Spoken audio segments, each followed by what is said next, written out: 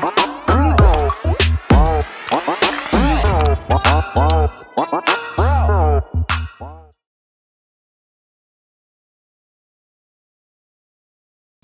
back, you guys. We are here for part 2. I don't know what we're calling this. This feels like mukbang for... Get your life together. Ooh, same. I am here today with, as you guys know, Ms. Jasmine HAJIMOMEN, CEO and founder of Moment Tax Services, okay?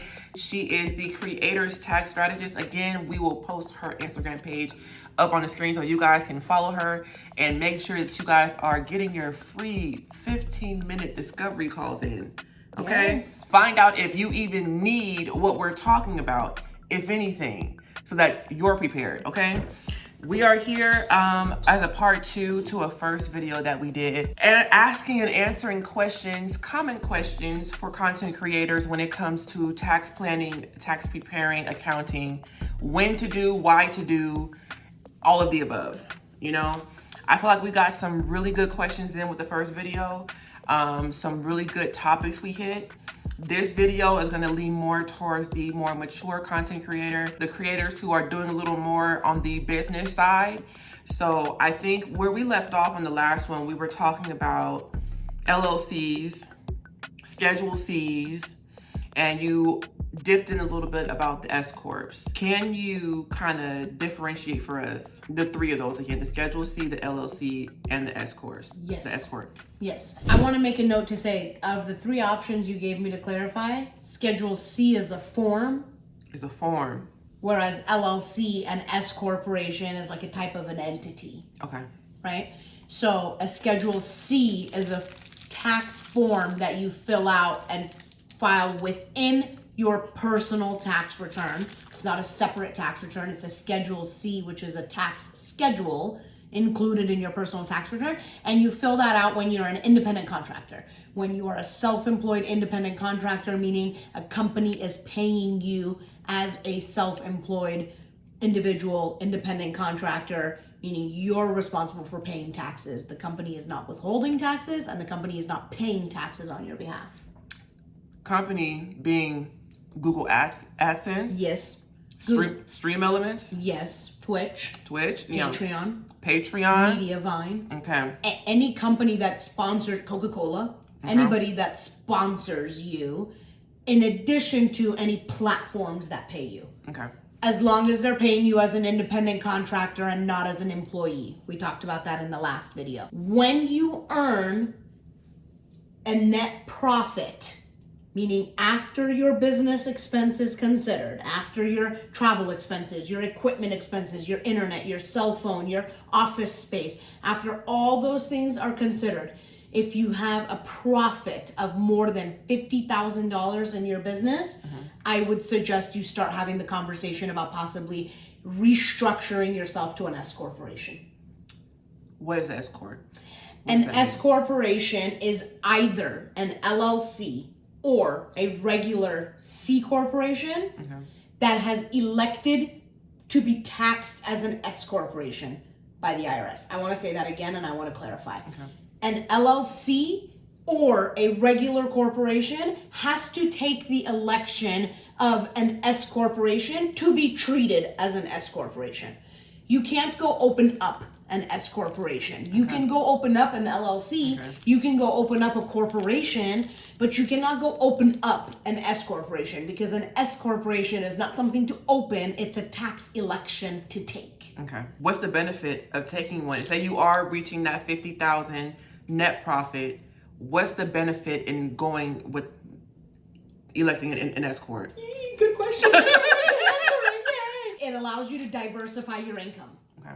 And since we specifically said this video is going to be for people who probably want to watch it because they're here for part 2, I'm going to take the time to explain that. When you become an S corporation, you are now taking 1099 money, meaning independent contractor self-employment money that you would have been responsible to pay federal taxes, Social Security taxes, and Medicare taxes on, and you are able to take that 1099 money that is responsible for all these 3 taxes, and convert it into now shareholder distributions and employee W-2 income. The shareholder distributions part of the type of the money that you take out of the two types of income, being W-2 income and distributions income that you take from your S corporation, the distributions part is not subject to the self-employment taxes, being Social Security and Medicare.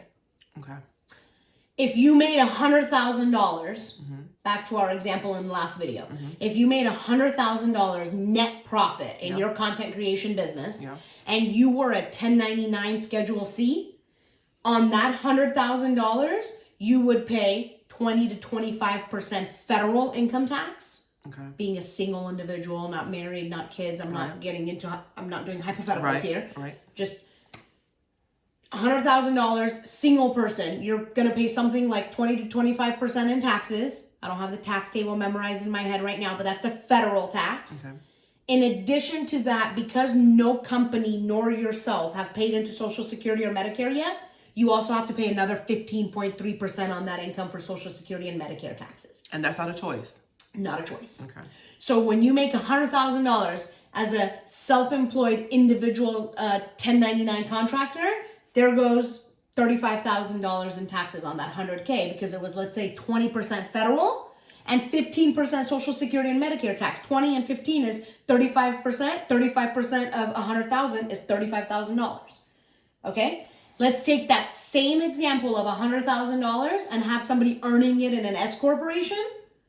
Now, instead of having the whole $100,000 in profit be subject to federal taxes, Social Security taxes, and Medicare taxes, that $100,000 in profit, that person is going to take it as a W-2 employee of their own company. Okay. And that is a mandatory requirement of becoming an S corporation. Okay. You have to be on payroll receiving a reasonable salary based on what your company is earning.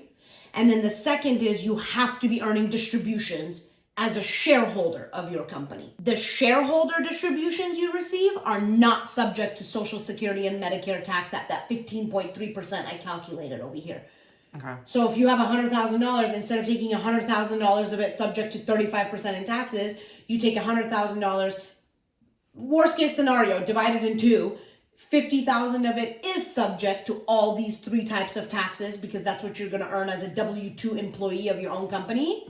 The other $50,000 that you earned as a distribution from your company is only subject to federal income tax and, of course, state income tax if you're in a state that has state income tax. The point being that the distribution income is not subject to Social Security and Medicare tax. So doing nothing else, I just saved you 15.3% of half of $100,000. So say we're there, say we are on payroll, receiving a W-2. What does it mean to be a shareholder? Shareholder? Yeah. Of a company. What does that mean? That means you own a piece of, you're a shareholder of this company. You own a piece of it. Okay. Yep. So you, as House of Britani LLC, right? You are your own employee. Okay. And if you hired anybody else as an employee, they would also be an employee of House of Britani LLC, as you are an employee of. In addition to your payroll that you earn from House of Britani LLC, that money that I send you flat with no taxes withheld every month, that's the distribution you get for being the shareholder of House of Britani LLC. That is not subject to Social Security and Medicare taxes. Okay. Yep. Is there a person who does not qualify to be able to use an S corp, or can anyone with an LLC file to be taxed as an S corporation? Yes. That's a great question.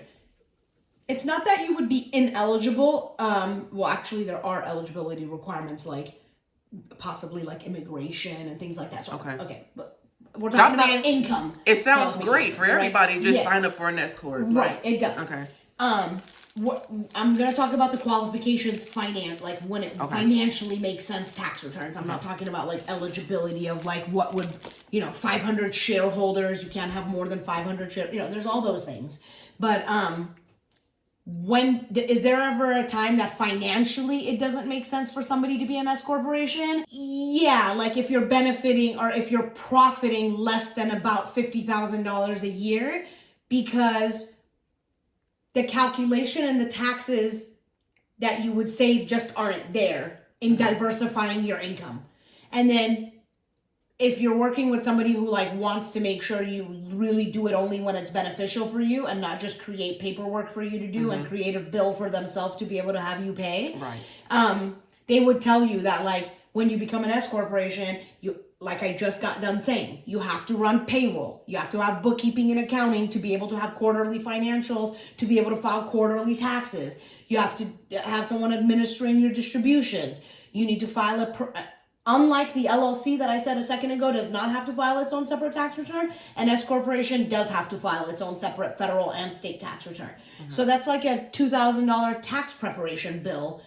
So like, it's not that you're not eligible to have one at some point in like earlier in your business as compared to later. You just want to make sure that you're getting that advice to become one from someone who doesn't want to just make a buck off of you from restructuring you and or just now having another $2,000 bill they can give you at the end of the year, but rather someone who's like, yes, you will benefit more in the dollars that you'll save by being one rather than not being one, which is about that $50,000 profit threshold. Now tell me, this is kind of off, but say someone is receiving, say, $50,000 within the calendar year from a 1099. Okay. And they do not have an LLC. Okay. They're getting paid straight into their personal bank account. Is there anything separate that they need to be doing when it comes to filing besides just making sure their taxes are under the 1,000 mark when it comes fiscal tax year? Separating your bank account. No matter how much money you're making, you should definitely be separating your bank account, business and personal. Okay. You should definitely be maintaining bookkeeping and accounting. Like you have a separate bank account in order to be able to take bookkeeping and accounting of that bank account to be able to create a profit and loss statement. Okay. To use it to file quarterly taxes. To then use the 4 quarters of those financials to file annual taxes. It's really a one after another. Okay. You know what I mean? Like you gotta have it in order to do it the right way, especially if we're talking to the creators that are like seasoned enough to be talking about S corporations or profiting more than 50K and this kind of stuff. Like all of those legs are really important to the ultimate piece of the puzzle. Because like that's great that you might do bookkeeping, let's say for example. But if you're not using the bookkeeping to make any business decision, like you're not doing bookkeeping and accounting to analyze any information or data to make business decisions, or you're not taking the bookkeeping and accounting to file payroll, to file quarterly taxes, you know what I mean? So, okay, you have the bookkeeping and accounting, but you need to make sure you do quarterly taxes. You did quarterly taxes, you want to make sure you wrap up your financials to do really good end of year taxes. Okay. So yeah, it's like, it's all a thing to do together, and it all starts off by separating your bank account. Like I cannot stress enough, if you don't want to do anything else in your life, just separate the bank account. It will save you all the headache in the future. Like if you didn't even want to file taxes for 5 years, that's great. At least separate your business expenses and income during those 5 years. Okay. When you come back to it in 5 years, you will be so happy that you had separate business bank account. Okay. For the 5 years you didn't file taxes. Now, while we're on the subject of, the people who are with an LLC, without an LLC, when it's time for creators that want to throw in merch, beneficial for an LLC to do this through, or beneficial just to receive all income straight into your separate personal account? I love that question. And I will always tell you to separate your business ventures with separate LLCs. Okay. Absolutely. Okay. Yes. If God forbid you've come across some legal issues in your merch business, you don't want them coming and taking your $3,000 camera as a liability. Your merch business has nothing to do with it. You know what I mean? You want to separate everything that you can. Buy a rental property, put it in a separate LLC. You buy a second rental property, put it in a separate LLC. You separate your business ventures. You have holding companies. We can get into the nitty gritty of this, right? We can get into like separating all of your LLCs by the types of activities that you do that make sense to separate. Okay. I'm not talking about separating your Twitch income from your YouTube income. Like that's the same line of work. That's the same activity of work. Okay. But like when you're going to do merch, for example, You might want to be able to have merch be a separate leg of your overall business so that if Nike wants to come and buy your merch company or brand, you just sell off that piece rather than having to come and be like, wait a minute, Nike, let me separate out my profit and loss statement to figure out how much of my income was from merch and how much of it was this. And maybe it's not that complicated because the maintenance I do in my office already shows you everything separate anyway. For purposes of asset protection and selling and buying and all of this kind of stuff, you separate it so that it's just its own thing. Like I said, if God forbid you fumble and fall into a legal issue here, your merch and all your inventory is not subject of this situation. So absolutely separate it out. Separating out means you then also have a new separate bank account for that activity. You go get a bank account for that thing. All the income or expenses you have happening for that thing are now in a separate LLC bank account, happening totally separate from your income and transactions, from your streaming or from your, whatever else you might be doing. Is there a limit to how many LLCs you can have? Absolutely not. Oh, okay. Absolutely not. Okay. No. Is it ever a tax conflict by having multiple? Never. Not at all. As long as you keep track of all of those things and you're not opening up LLCs in random states and not remembering what you opened where and when and all of that, no, there's absolutely no repercussions of having multiple LLCs in any capacity. The repercussions come in when people start getting letters in the mail 3 years later with state fees, like, from California saying, hey, you opened up an LLC 3 years ago and you never filed taxes. And they're like, oh my God, that's right. My uncle told me I have to have an LLC. And I opened one and then I forgot about it because I went back to school. And these $800 a year annual franchise tax boards of California have been racking up. 3 years later, they have like a $2,000-$3,000 bill with penalties, interest, this, that, and the other. And they're like, I never did anything with the LLC. Well, yeah, but you birthed it. Okay. You got to do something. You gotta close it. You gotta raise this LLC. You gotta raise this LLC and do something with it, Tell me, because it's just kind of off, but I remember, I don't even know if people do it as often anymore. Cause I feel like everybody just runs to an LLC, but DBAs. Oh. Who you been working with, girl? It's the creator's tax. We didn't talk about DBAs. I feel like that's everybody's like first step into business. Yes. Is there any tax laws that go along with DBAs? Let's talk about it. So first of all, a DBA is an acronym for doing business as, which is the same thing as a fictitious business name. Okay. You go get a DBA, or otherwise known as a fictitious business name, when you want to represent yourself as a name, like as a brand, something other than your legal name, but you don't want to go get an LLC and do all of that. So it's not an entity at the state level. It is just a certificate that says Jasmine HAJIMOMEN is doing business as Moment Tax Services. If Moment Tax Services was not a corporation, that would be, as a matter of fact, when I started my business, I had a DBA. I had a DBA for Moment Tax Services. And then when I felt like it was time, I became an LLC. And then from then, I elected to be taxed as an S corporation. So a DBA is absolutely a beautiful thing to get for many reasons. One of them being that, you get to present yourself as that brand name without having to go get an LLC and all that. You file taxes the exact same way you would whether you were a DBA or whether you weren't a DBA. Still using the Schedule C. Only difference is there is a line item on the Schedule C that says, if you have a DBA, enter it here. When you get a DBA, it's important that you get an EIN number from the IRS for that DBA. So you can. I was wondering. You can get an EIN number for the DBA. The important thing to know, and I swear I've literally never heard this said anywhere, and I learned it from an IRS agent on the phone. You can only ever get one EIN number because the EIN number corresponds to your social security number. And you only have one social security number. So you can only ever have one EIN number attached to your social security number because you are the entity. So the EIN number is being attached to you as an entity. The opposite of that is, like for an LLC, Same thing. You get one EIN number for the LLC per LLC or per corporation. So you're only ever one, Brittany, you can get one EIN per entity, you being the entity. So if you open up an LLC, White Cup LLC, and you decided you wanted it to be Silver Spoon LLC, these two things are going to have separate EIN numbers.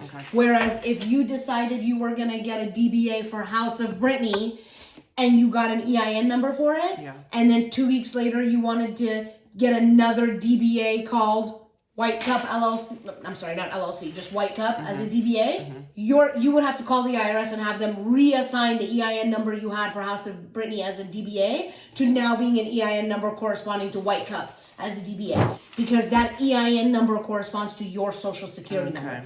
Think about it this way. If I had an EIN number, 100,000 of them, and every time I worked with a company, I gave them a different EIN number, and I never went in as Jasmine reported the income I earned from that company, who would they tie it to?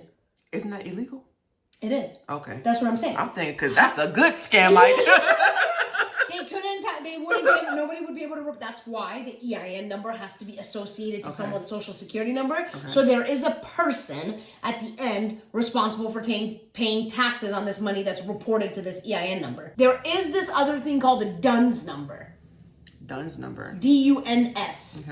DUNS number.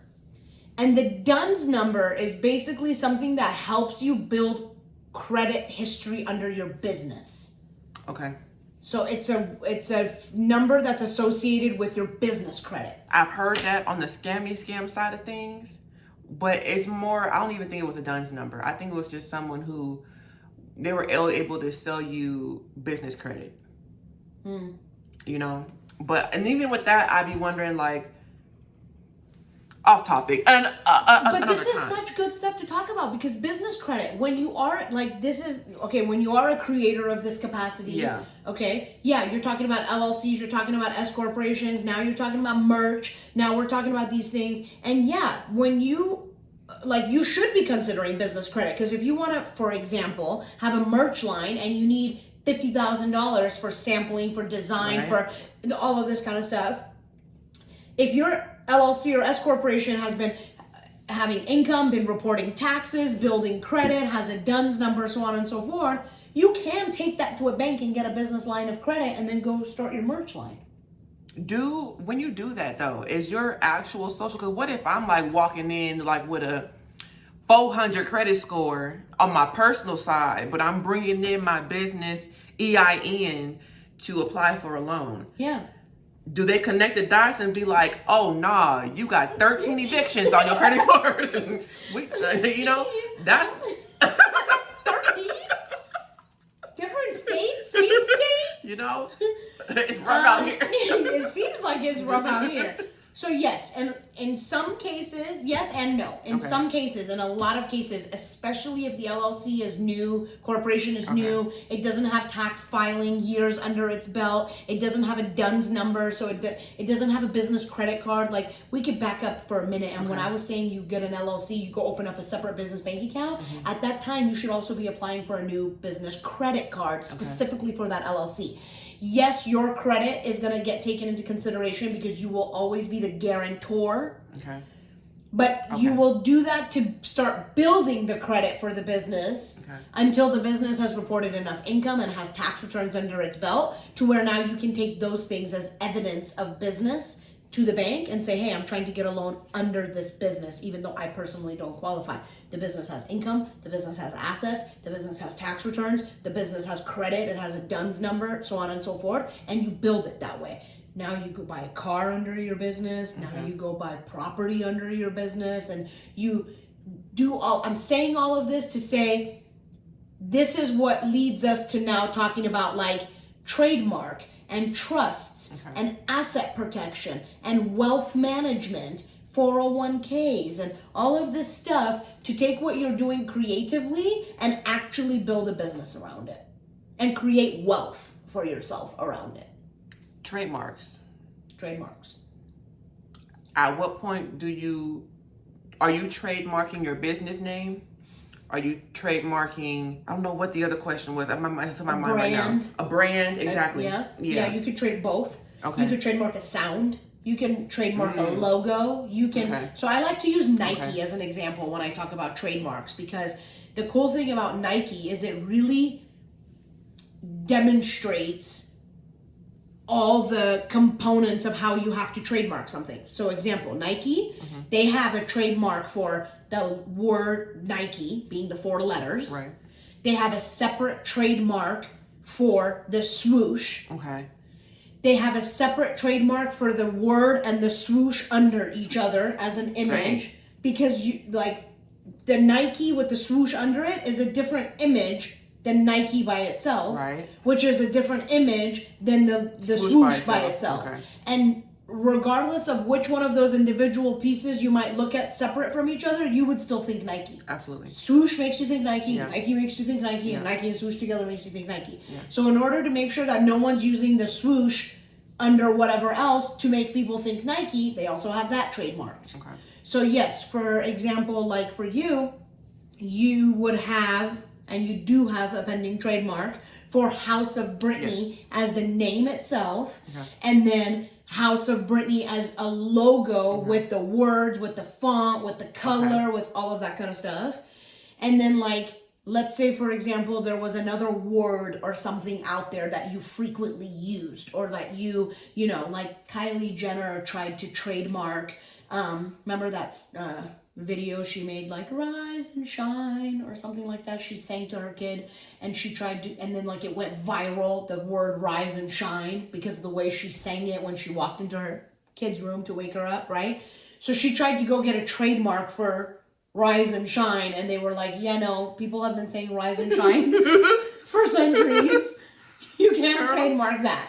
So like, it can't be too general, it can't be too this, it can't be too that. And usually when you trademark, not usually, all the time, as part of the application, you have to disclose, is this a verbiage or logo or name or something that you've already been using? Meaning you have a website, you have social media, you have merch, you have this, you already use it, you're just now coming to protect it? Or is this an idea you have and you're coming and protecting it before you do anything with it and it doesn't even exist yet? If you got receipts, does it make it, better? Yeah, the trademark process is right now like an 18-month process. Oh, and like 6 to 9 months in, we get assigned an attorney who looks into the everything of what you're trying to trademark. So yeah, absolutely. It helps the process become more solidified for that attorney trying to approve you for this trademark. If you already have, an Instagram with it, you got a website with it, you have some merch with it, like you're trying to show and prove how this is something that you should own, and like it's branded to you, or it's unique to you, or it makes people think of you, something you want to protect. Trust. You included trust in with trademarks. I don't even know the real definition of a trust and what it's actually used for. Can you explain that? Yes, a trust is an asset protection vehicle. Okay. Meaning it's something you use to protect your assets. Right. You put stuff in it for multiple reasons. One, most importantly in my field, of course, is to be able to pass assets down as tax-free as possible. Okay. And then 2, so that you can even further protect yourself from liabilities and things like that. Outside of tax, inside of tax. So, like what we're gonna have established for you here real soon, as soon as documents are finalized, is that you have a trust here. You are the trustee of the trust. Okay. You're not the beneficiary of it. You're just the manager of it. Okay. Your daughter is the beneficiary of that trust. And everything you own is in that trust. Okay. Your house, your business, your cars, your everything. And in the future, your life insurance policies, Brazil will not be the beneficiary of your life insurance policy. Your trust will be the beneficiary of your life insurance policy. So that when it gets passed down to Brazil, we're avoiding taxes on that insurance that's going to pass down to her. So is the trust solely for the purpose of passing it down to a beneficiary, like to have Yes, because a trust is set up to be a trust that has a trustee to manage it, and ultimately it's got to have a beneficiary. Okay. So yes, it's used to separate you from liability, because now you don't own, like I'll say, for example, just to make this a little bit more personal along with you. In my family, my mom's house is in a trust. Okay. And then there's me, my sister, and my brother. None of us are the beneficiaries of the trust. We all have trusts that are the beneficiaries of my mom's trust. Okay. All of the assets are within our trust, and then our kids are the beneficiaries of those trusts. So the kids is trickling down from generations. Okay. So I don't own anything. You could try to get what you want from me. I own nothing. I'm not out here doing anything, slimy for anybody to need anything from me. But if you tried, I'm pretty dry. You better go find Tarek. Exactly. And then I'm gonna wrap it up to where he doesn't really own anything either pretty soon. So yeah.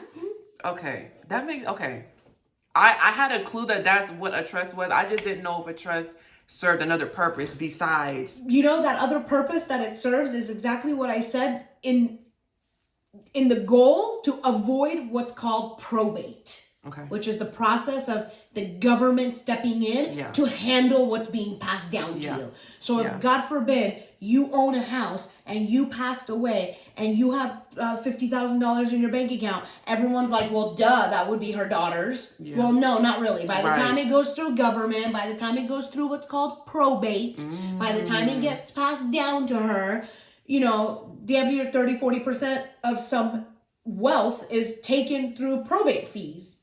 Not to mention it's like a year or two, take years in process. So when you put a trust in place, it's a done deal. There's a notarized trust that says if I die today, tomorrow you own everything. So say that there is $200 sitting in your account. Yes. And God forbid you pass away. If there's no trust set in place and there's no will, it automatically goes through probate no matter what? It has to go through probate? Yeah, like for $200, there's some limits and stuff. Like it really depends on what kind of authorizations are in place. Okay. But really what you said is exactly on point. If there's no wills in place and there's no trusts in place and there is no next of kin already established in each one of these accounts that you might have, then yeah, it has to go through probate. And I'm saying that because, for example, like my uncle just passed away a few months ago this year. May God rest his soul in peace. Yes. And while he was in the hospital, still within like a day or two before he passed, I hurried up and got a power of attorney. Problem with having a power of attorney is that a power of attorney is dead when you're dead. It does not live past you. Wow. A trust lives past you. I didn't know that. A will lives past you only to say who gets what. Okay. It doesn't live to say who gets what. But a trust does. So you can say, I have $500,000 in this trust, but Brazil can only get it under circumstance 1, 2, 3, 4. She has to use it for school. She has to be 18. She can use 10,000 of it for a down payment. She can use 100,000 of it for a house, this, that, and the other. Yeah. You can outline how you want things to happen. That's why they say a trust is something that lives beyond you. Okay. A will just says, I want this person to get this. You have no control over what they do with it beyond them getting it. Okay. That's interesting. Okay. So you really got to have both. You want to have a will and you want to have a trust. Because, like I said, a will say who gets what, but it doesn't give any who, what, when, where, what, why. Since we're in the world of assets, can we go into asset protection? Yes. Okay. I feel like a trust is a form of asset protection. Are there other options? Exactly. Yeah, absolutely. Well, like what we've been talking about this whole time, becoming an LLC, becoming a corporation, those are all forms of asset protection because you are structuring yourself in such a way that you're protecting your assets. Okay. So yes, overall structuring of LLCs, corporations, trusts, these are all entities. A trust also has an EIN number. When you go form a trust, you go get an EIN number from the IRS, and it has to file tax returns when there's activity in it, just like a person. Okay. Same as an LLC, same as a corporation. But I would say asset protection, more than it being like a thing, like one thing, I should say, more than it being just like one thing, it's really like a lifestyle and overall structuring of everything you're building and like constantly moving pieces based on what you're adding and not adding to make sure this overall puzzle picture is structured in the best way possible. Life changes can change that. You have a baby, you, God forbid, lose a baby, you move, Yeah. Some people have corporations and assets outside of the country. Okay. So, there's a lot that could go into that. Going from the assets that you have, structuring into wealth management, and also into like 401ks. I know I've talked to you that the scary thing for me about content creation is that I'll say content creation without a W-2 employment attached to me right now. If y'all have not known, I did quit my job once I started making a profit from content creation. So, but it was not an easy decision because of the fact that with content creation, I say this a lot, I don't see old content creators. And I'm not saying old as in age old making content right now. I mean, I don't see old content creators who have retired from years of making content. Like, we are in the realm of people maybe like 10, 15 years making content. We haven't seen too many people retire in old age off of this and know what that looks like, to really feel safe in it, for me at least.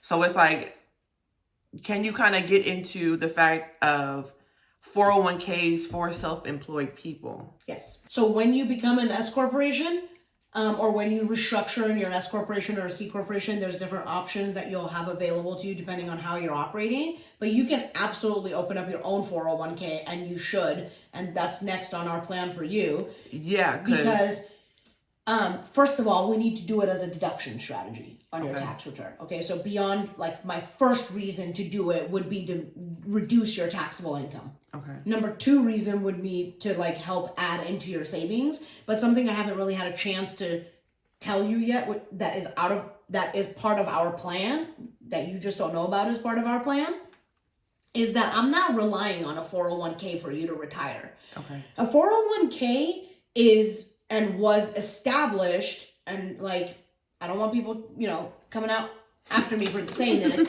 but, like, a 401k is merely you taking your money and putting it in this account where it's used to invest in the stock market and, like, NASDAQ and all of this kind of stuff, and hopefully get you a return on your money and that money that you put in your 401k, and maybe not, maybe yes, maybe not, but they say based on annual returns to 7 to 9%, your money should grow to XYZ by the time you're this age. I mean, we could do that all on our own by just having really good asset protection, good bookkeeping, good accounting, good tax strategy, good all of. I'm not discounting it. I'm not saying we're not. We are doing it, but it is not my retirement plan for you. Yes, it's a tax deduction plan. Part of the plan we have for you to reduce your taxes and to store away money and to have, like, that safety of a retirement in the future, just to have it. But it is not my end all be all retirement plan for you. My retirement plan for you is you creating and becoming bigger and more in what you're doing, so that we have more to work with in building assets and wealth management for you, not necessarily from a guaranteed 401k that is not really guaranteed anyway. Like, by any means, it's not guaranteed. I think that's just, the concept is scary when you don't know any different. Yeah, absolutely. So it's like, trusting self-employment is its own, it's trusting yourself that you're going to do enough for now, you're going to do enough for next month, and you're going to keep doing enough for your 60s and 70s. And the amount of, with inflation, the amount of money you need 40 years from now for retirement is much more than you need right now if you were retiring. Like, if you were 70-something retiring right now, let's say, for example, you need $1 million. Yeah. In 40 years at 70, you need way more than $1 million to retire with the rate inflation is going. So, like, I feel like as an entrepreneur, the same way you bet on yourself for everything else, I'm not willing to bet on a 401k system to make sure that I'm eating and have a roof over my head at 70-something years old. I'm establishing that stuff now. And, like, yeah, sure, I'll take advantage of that thing you have there if it makes sense for me to, because it helps me save some money, but I'm not doing it to rely on you to feed me and shelter me and clothe me when I'm 70. Right. Question. Because I've seen this on social media, and the girl who was talking about it got a lot of hits on her video. But she was basically saying, this is about, going when you're self-employed as a content creator, going in to purchase a home. Oh my God. And so it's like, but she was giving the tip of, instead of taking your business EIN, going in as a business trying to purchase a home, to basically go out, now that I know, going in as an S corp because you're paying yourself and using your W-2s, because purchasing a home, she was saying, as a self-employed person, is so much harder and requires so much more Definitely. than a W-2 person. Definitely. 100%. And that's because a W-2 person, it's like bogus, but this is the prime understanding behind it. It's guaranteed income. You have a job. It's secured. Well, it's really not, because you could get fired tomorrow. Right? Right. So it's easier because the bank is like, oh, my money is more secure that I'm lending this person to buy a house because I am giving them a loan off of their income. Like, that is established, that's guaranteed, that's so on and so forth. When you're an independent contractor, or when you're independent, like creator, for example, and you're going to the bank, your deductions, first of all, you're probably taking enough deductions where it's reducing your income down to almost nothing, where like you're not even qualified for income. Okay. Right? So you might be making $200,000 a year in content creation, but if you're taking $150,000 in deductions or $100,000 in deductions, now you're only left with this net profit. The net profit is not going to be enough to get you a home loan in more cases than not. And even if it is, they see it as unreliable, unstable income because there's no rhyme or rhythm to it. It could be more, it could be less, it could be, paused, it could be there's no contract. So their banks are weary of giving it to you, and they don't say no. They'll give it to you. They'll just charge you a heck of a lot of interest, right? So it's like, it's usually called something like getting a bank statement loan. They're relying on your bank statements of how many deposits you had to give you a loan, rather than a W-2 and some paycheck stubs. So to the point of this video that you're referring to, yes, like you right now as House of Britani LLC, if you're going to go buy another house, you're going to show them your paycheck stubs, you're going to show them your profit and loss statements, and you're going to show them your tax returns, because that's going to show your W-2 income that you earn as an employee of your own business. You're going to show them a K-1 statement, which is representative of the distributions you earned as a shareholder of your business. And then you're giving them your tax returns to show the whole thing as a puzzle. Here's the corporation. I'm the owner of it. I'm the employee of it. Here's how much it made. Regardless of how much expenses are on this corporation tax return, it doesn't matter. I have my guaranteed salary from this corporation. And here's that in a W-2 and some paycheck stubs. Can I just say something? Tell me. I kept up with that whole spiel. But I tell you, it's only because I watched the first video. I'm telling you. It makes sense. It makes sense. In order. It makes sense. I hope y'all are able to keep up and be proud of yourselves, because this... It's like light bulbs. Yeah. And I swear, for some people, it might be... It's not boring for me. I could do this all day long. And I do it all day long. A little bit of information that you might just take and put it in the back of your mind can save you so much money. I talked to somebody today who's a new content creator, blogger. Okay? They're making $60,000 a month. And I just want to tell you what this man said to me. Freaking K. Yeah, let me tell you what this man said to me. Blogs. I asked him, when he said he makes $60K a month, I asked him if that was gross or net, meaning is that the total amount you earn and then you take expenses and then you get to your net profit, or is that the net profit amount?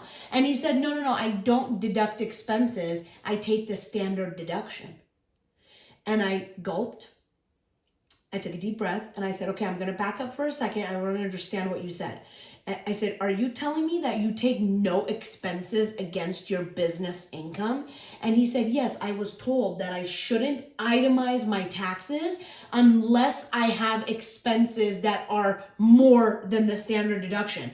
This man is saying the right thing, but about the wrong topic. So yes, it's the case that you don't itemize your taxes unless you have qualified write-offs larger than your standard deduction, but that's talking about your personal tax return. That's not talking about your business tax return. There is no minimum number of expenses you need to have before you start deducting expenses from your business tax return. So it's like two different things we're talking about here. Over here on Schedule A, You only itemize your deductions if you qualify to itemize your deductions. To qualify to itemize your deductions would mean that your deductions are more than the standard deduction that the IRS would give you for either being single or married or head of household. Okay. Oh, Jasmine, how can my expenses be more than the standard deduction? You have to be a homeowner, because the only expenses that are qualified expenses to add to see whether you exceed the standard deduction or not is mortgage interest, property taxes, and donations. Okay. So you have to have those, between those three expenses basically are like medical expenses above 7.5% of your adjusted gross income.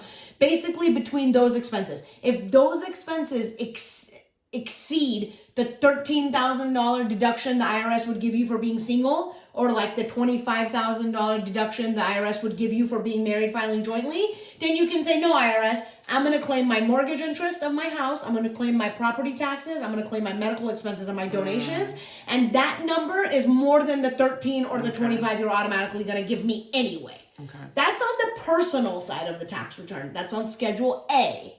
On Schedule C over here, homeboys doing business, you should be deducting every dollar of everything. There's no minimum to me. Okay. Those are two different kinds of itemizing we're talking about. And I cannot tell you enough how many creators will say, I don't itemize my expenses because I don't have expenses that meet the standard deduction or that exceed the standard deduction. And I'm like, you guys, that's not what that is about. Okay. Totally two different things. You're leaving so much money on the table by just not understanding that itemizing your business deductions means something totally different than itemizing your personal tax deduction. Now, can you break this down for me? Because I feel like I got stuck on the doodle train for a second. Okay. When you say the deductions from, say like you made $200,000 and you got $150,000 worth of the deductions, and then you're left with $50,000.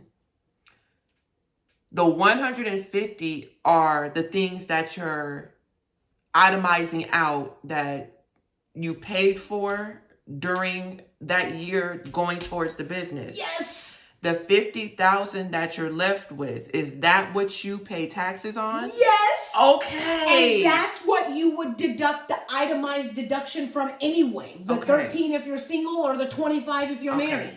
Okay.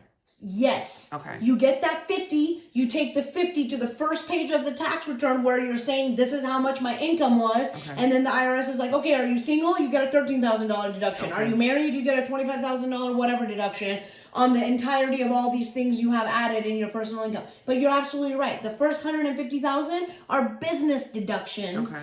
It's not even your income. You got the money and spent it. Because in my mind, Jasmine, it's like, okay, on one hand, and I may be completely off, but in one hand, you're like, I would love to keep that 200,000 number to like, I made $200,000 for my business.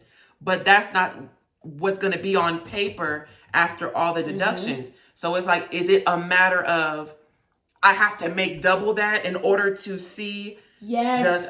Which goes back to the buying the house thing. Okay. People are always like, I work with so many realtors, or loan agents very, very closely when it comes time for a creator to buy a house, because they're like, I don't know what this guy's asking me for. And then the guy calls my office and they want like 360 things. I say that to say 9 out of 10 times the creator has, or self-employed person, doesn't matter creator or not, has so many expenses, like I said earlier, on their tax return where that $200,000 number is coming down to like a measly 50 or 60 or whatever. Okay. And so when they go get a mortgage, their income is being calculated off of $50,000. Yes. Okay.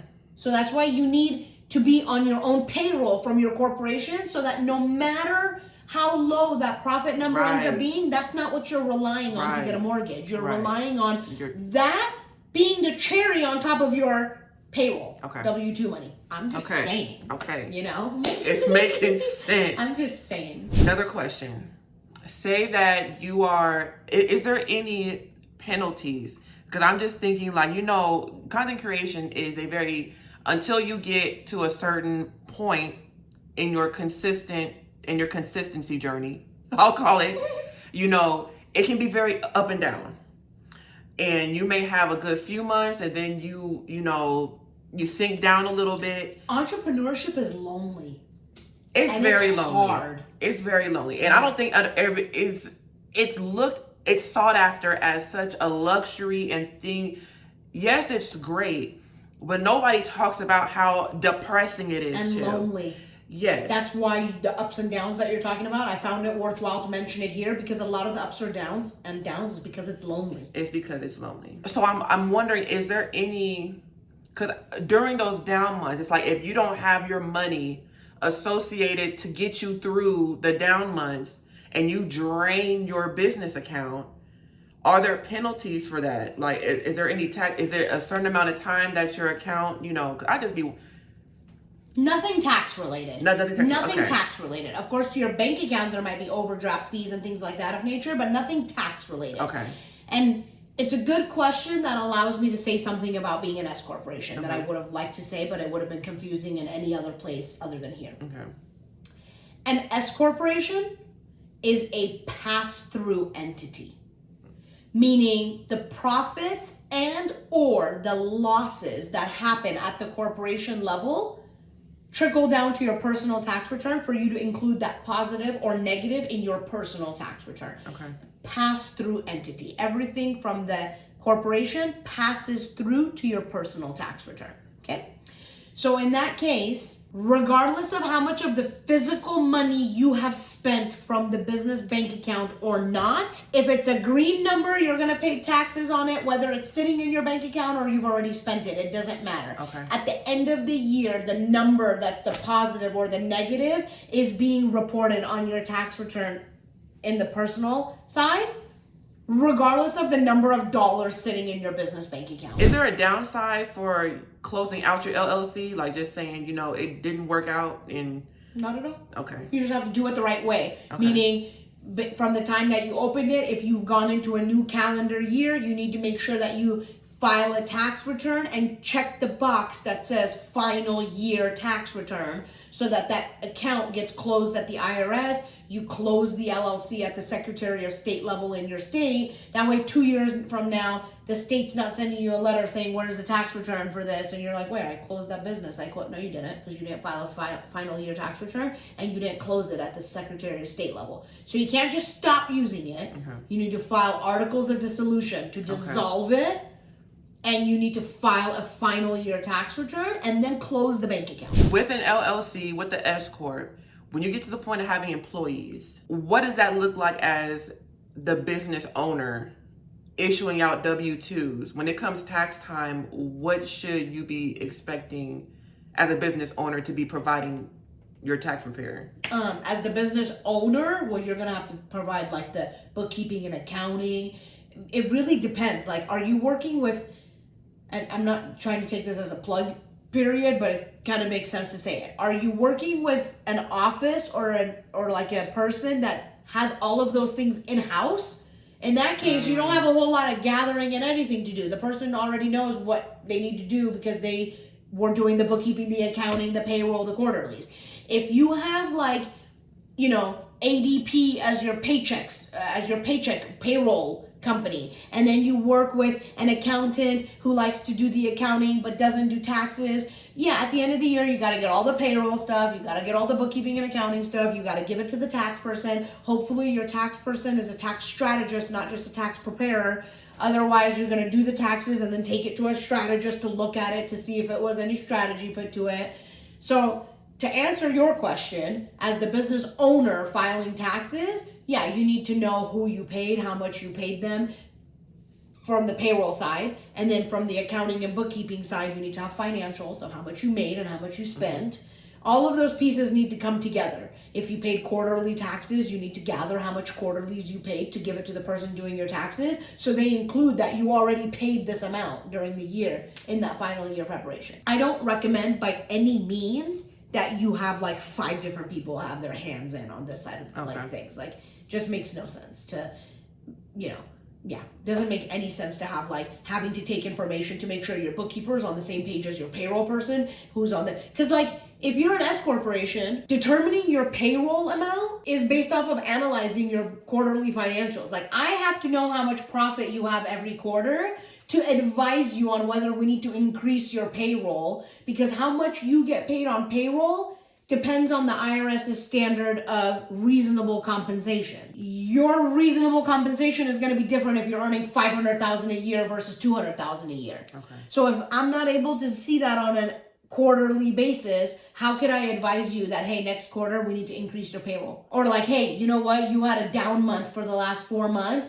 and based on projections it looks like you're only going to make X amount of dollars this year. We can reduce your payroll so that you can pay less in payroll taxes. Tell me this, when we're on, payroll employees, for say that you are a creator who's making enough money to at least have help, that you're not putting on paper as an employee, but say like a family member who's assisting you, and you're paying them through Cash App or Zelle. Does that become tricky when it comes time to itemize where your money's going? It doesn't become tricky if you have that Cash App attached to your business bank account, and every time you send that family member money, the Cash App is being pulled out of the business bank account, because then every quarter, or at minimum every year, you're now reconciling your business bank account, and you could see how many times that person was paid and how much via Zelle. Which means at the end of the year, you'll prepare a 1099 statement for them and give them a 1099 statement for the amounts that you paid them via Zelle. If you don't, is there trouble on somebody's end if you don't issue your family member a 1099? Yes, because being a family member doesn't disqualify you from having to receive a 1099. So if you paid somebody more than $600, back to video 1, if you paid somebody more than $600 for work that they performed for you, you have to issue them a 1099. Okay? And here's a misconception on that. A lot of creators that we work with and talk to are like, hey, they have a family budget, and they, 10% of their money that goes to this, that, and the other. And then when at the end of the year, I'm like, hey, I need to issue 1099s. Who's this person? What did they do for you? Who's this person? What did they do for you? They're like, oh, that's my sister and let's say my cousin, for example, whatever the case might be. And they're like, oh, maybe I shouldn't 1099 them because this, that, and the other. A lot of times when I explain to this person that hey, 1099ing them doesn't have to be a bad thing. You paid them $2,000. I'm sure that if they have the basic of the basic business expenses that they incurred in order to generate this $2,000 revenue from you, we can wipe 90% of the tax liability they have from that $2,000 1099 you'd give them anyway. It's a win-win situation for everybody, because you paying taxes on that $2,000 instead of 1099ing it to the other person, I can almost bet you're going to pay way more taxes, because you fall into a much higher tax bracket than the person receiving a $2,000 1099, of which they're able to reduce with expenses, which is probably going to end up being like a $500, $600, $700, $800 1099 anyway. You should always 1099 anybody you pay, regardless of who they are to you. Is there ways around the 1099, like ways through, I know you mentioned Zelle. I know Cash App started the whole, I think. Zelle is the only one that's not mandating that's not. Okay. And I'll tell you why. Zelle is merely a transferring mechanism. Zelle is not holding the money. So they are not fitting of the IRS's definition of a holding bank. Like Venmo, when you send money, it takes 1 to 3 business days to get to your account, because they're receiving the money, they're holding the money. Once they have verification that the money is in your account, then they send it out and clear it to the next person. Unless you're paying that fee where they do the instant thing. Now they're lending you money. Both of those things makes them eligible or required, let's say, for having to issue you a 1099 when they barter more than $600 in money for you. Zelle is merely a transferring mechanism. They're not holding your money. So they're not considered to be a trust account holding and moving money that would need to issue a 1099. You're right. I've never paid a processing fee for Zelle. Yes. Yeah. Exactly. But you want to, I don't want whether you issue a 1099 or not issue a 1099 to be dependent on whether you're going to get caught or the person is going to get caught, meaning Cash App doesn't make you or Zelle makes you or this, that, and the other. You should be doing it because if you don't, you're paying taxes on that money that the person made. And you're going to pay way more taxes than they would because you probably fall into a larger tax bracket than they did. We've been trying to do this video for how many years? I know. But it's almost good. Perfect timing. It is. Because it's great timing. It's like, I wouldn't have had these questions when we were thinking about doing it. I know. So it's, I know. Talking about, I'm thinking of scenarios that I know people would, probably be in and need to know if they need to get out and do something different, or if they're okay for now and need to prepare, for something larger. Yeah. So something like, I have a W-2 job. I work a 9 to 5. Okay. I'm a up-and-coming content creator, but I have merch I'm selling. Okay. Everything's going to my personal. When it comes time to prepare our taxes, is there anything that I need to prepare myself for on, because your merch is at this point a business that you're operating, but you're not operating it under an LLC. You're just freelancing it off of Shopify or something. What do you need to take to your tax prepare at that point? I know we're taking our W-2 because that's our, our usual go-to. Yeah. Maybe we did get issued a 1099 off that year. We made a little over 600. And what do we bring as far as the merch goes? Okay. First things first, I would say your W-2 money should be going into your personal account. Yeah. As you said, everything was going into your personal account. W-2 money should be going into your personal account. Content creation income, whether a business or not a business, an LLC or not, a DBA or not, it doesn't matter. At a minimum, just have it going into a separate dang account. Okay. I don't care what you call it. I don't care if it's personal. I don't care if it's business. If you could do it right and get it to be a business account and DBA or LLC or whatever. Some banks just give you business checking accounts with no DBA or LLC paperwork, and they just call it a business checking account. Okay. I say this to say, your W-2 income should be in your personal account, your content creation income should be going into a separate account, and your merch income should also be going into a separate account. Let's just say your merch is going into your content creation account because you were like, hey, I'm a content creator, started selling merch, it's all part of my business, it's all going into the same account. Well, in that case, the accountant is going to do taxes off of probably either the bank statements so they can see how much money was deposited into that bank account. But at a minimum, you can go into Shopify and run a sales report. Okay. And then the good thing about, and you know what I should say, you should absolutely do that because then your Shopify report will also tell you how much fees were withheld for merchant services, processing fees, that credit card fees, and all the fees you paid, which is super important for your tax accountant to know, so that if you made $50K and paid $5,000 in processing fees, the Shopify report will show that you paid $5,000 in processing fees, so you can take that as a deduction on your tax return and not pay taxes on the full 50, but rather now at this point 45. Okay. Is there anything that if you did 1 year under your business, like selling merch, and the next year, is there like a certain, like we only saw one t-shirt the following year. Is there a point where you need to report that, or do you just stop reporting the sales you make? Is it, are you always reporting whatever you make from that point afterwards? Yes, absolutely. Okay. Yeah. You're absolutely reporting, because remember, merch sales is product sales. We're not talking about necessarily self-employment income right now, which is $400 or more if you earned it, or $600 or more for a company to issue to you. That's a business selling a product. Yeah. So you want to report any amount of product sales that you have. But to your point, if you sold a piece in one calendar year, you're probably having a loss on your tax return based on the subscriptions, Shopify fees, your internet, your so on and so forth. So it would even be in your best interest to report that, because now you're going to get a loss on your tax return that will probably offset other income on your tax return. Okay. So always report. Always report. It's never going to hurt you to report what you need to report. What hurts you is not reporting it in the right way. Okay. Right? And I was going to say this earlier when we were talking about deductions and like scammy people, and like you were saying, just report your income, don't try to hide it, they're going to come get theirs anyway and all that about the IRS.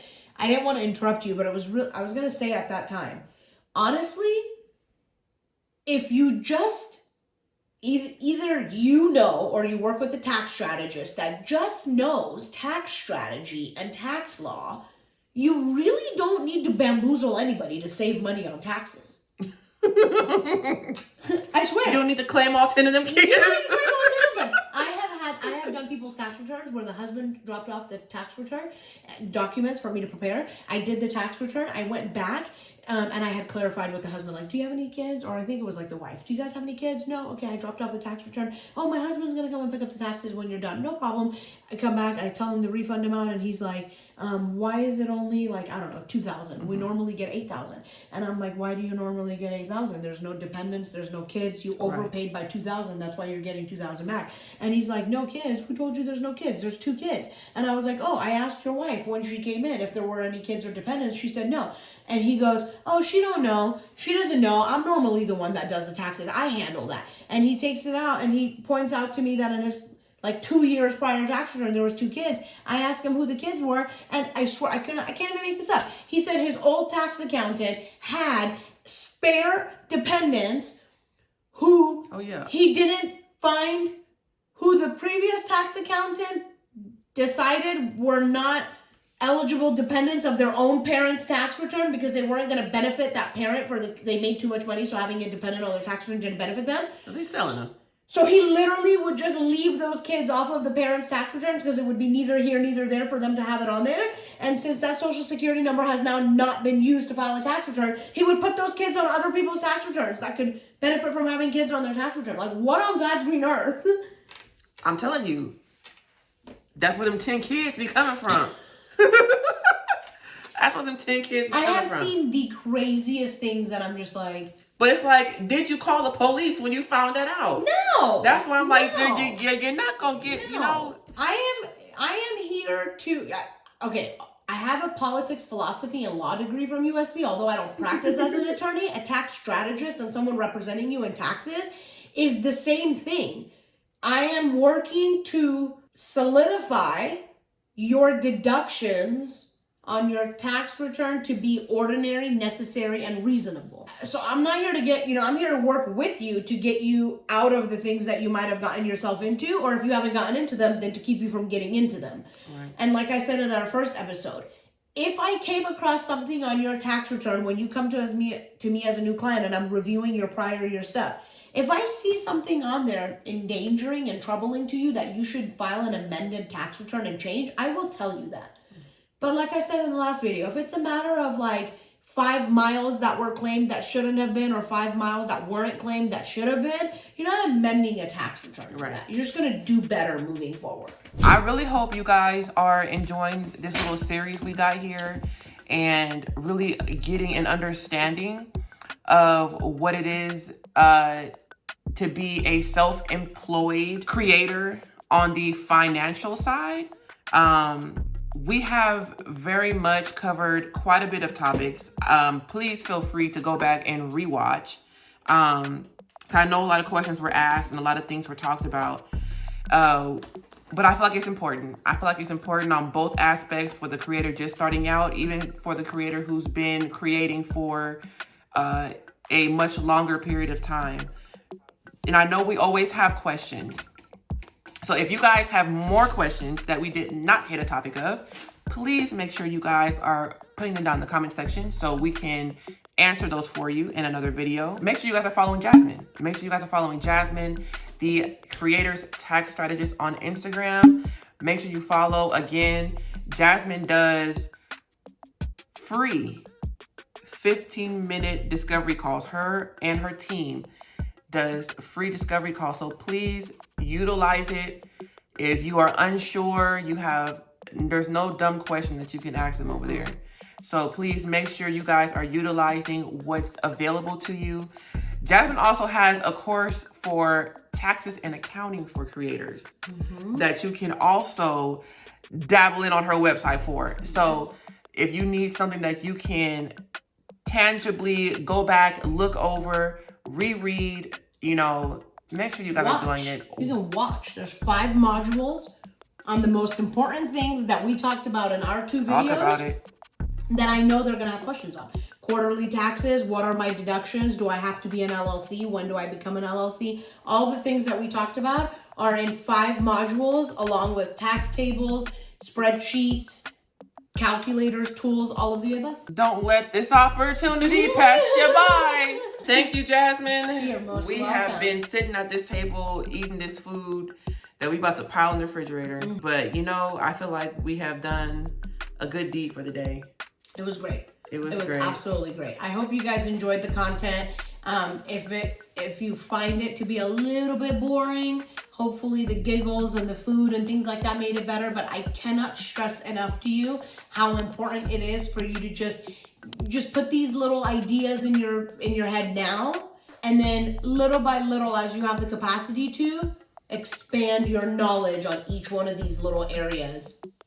Absolutely. I'm telling y'all, whether you like it or not, this world of content creation, self-employment, you're going to run into something eventually. Yes. Okay? You want to grow, you want to get bigger, you want to make more money, you going to need to learn some tax strategies. So make sure you guys are taking advantage of it. I love you guys. We'll see you in the next one. Bye.